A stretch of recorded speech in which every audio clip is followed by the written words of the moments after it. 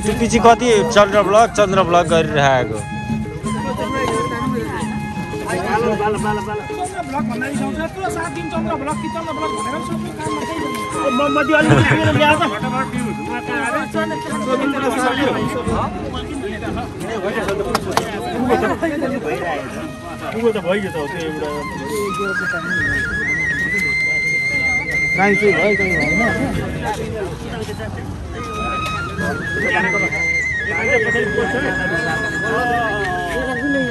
के देखिँदैन खिच्नु थियो मान्छे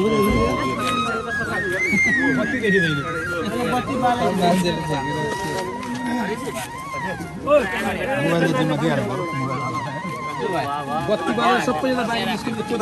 एउटा खिचौँ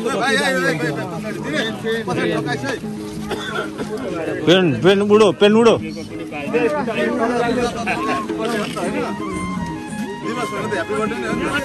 पनि लाग्छ त्यसो गुरु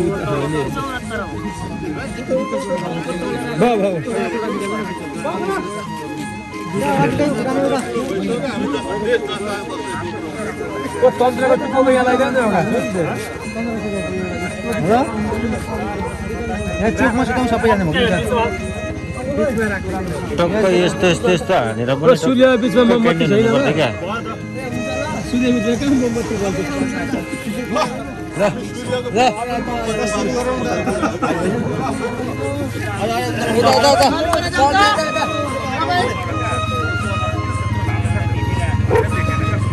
घोटेर राख्नु घोटेर ती बस्छ ठ्याक्कै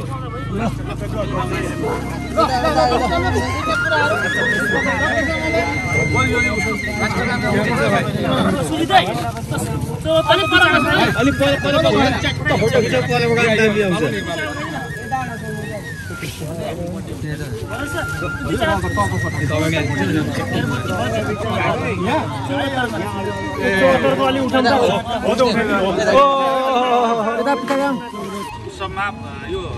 74औं प्रजातन्त्र दिवसको अवसरमा आज हामीले बेलबारी स्थित यो डाङियाट बजारमा हामी दीप प्रज्वलनका साथ यो देशमा एउटा जानीय निरङ्कुश शासन विरुद्ध हाम्रा वीर शहीदहरूले लडेर जुन यो प्रजातन्त्र स्थापना गर्नुभयो त्यसैको जगमा आजसम्मको यो परिवर्तनहरू र उपलब्धिहरू भएका छन् र ती हाम्रा वीर शहीदहरूले हाम्रा यो प्रजातन्त्र ल्याउनलाई जुन योगदान गर्नुभएको छ जुन वीर शहीदहरूले यो प्रजातन्त्र ल्याउनलाई यो आफ्नो जीवनको आहुति दिनुभएको छ उहाँको स्मरणमा हामीले सबैजनाले 1 मिनट मौन धारण गरिदिन म विनम्र गर्दछु।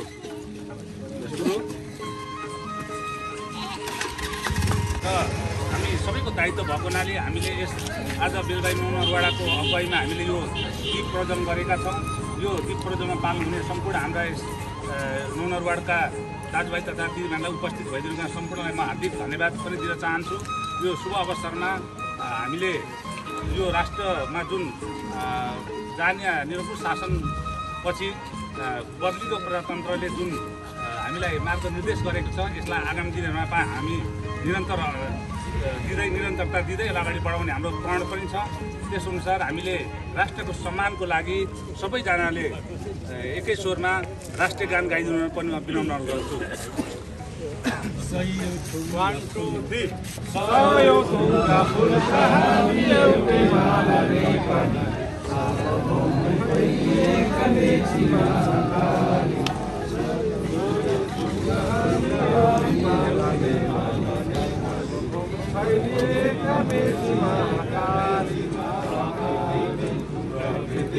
कोटि कोटि सम्पदाको अचल वीरहरूका रगतले स्वतन्त्र अचल ज्ञान भूमि शान्ति भूमि तर पहाडी मल अखण्ड यो प्यारो हाम्रो मातृभूमि नेपाल बहुजाति भाषा धर्म संस्कृति जन्मिशाला अग्रगामी राष्ट्र हाम्रो जय जय नेपाल।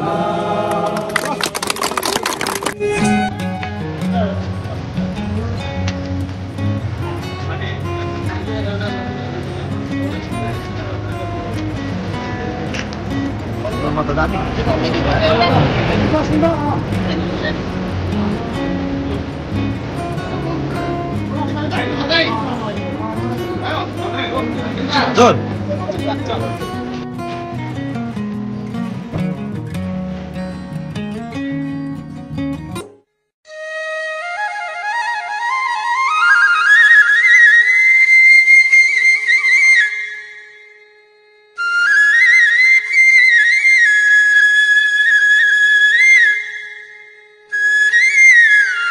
अवसरमा हाम्रा यसै बेलबारी नगरपालिका मनोरवाडाका वडा अध्यक्षले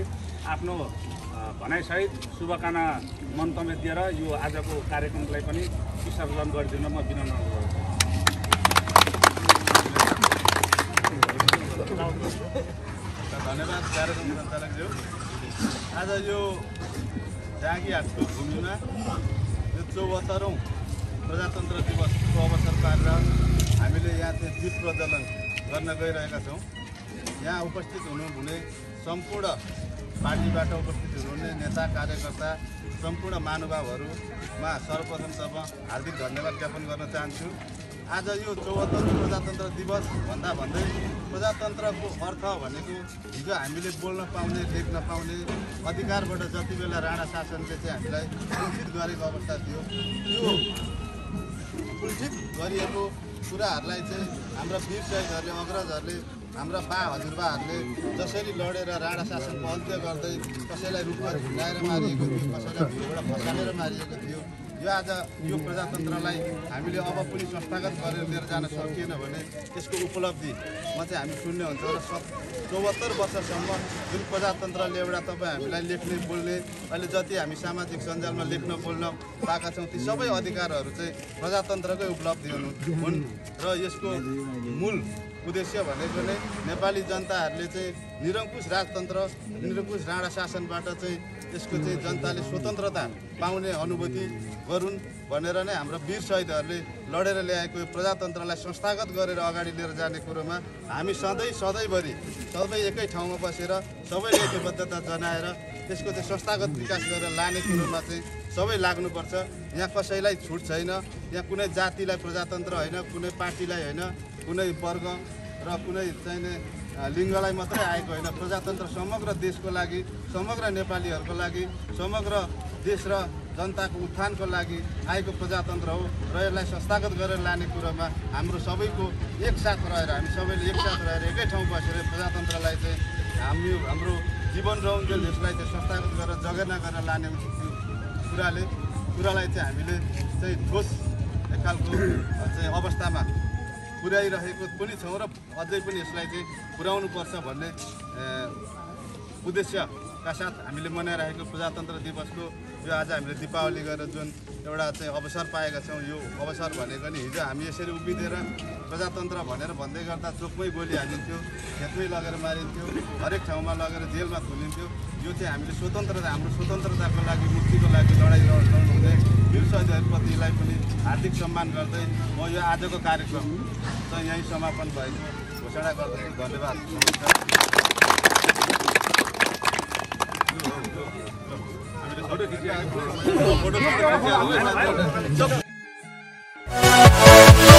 Yeah.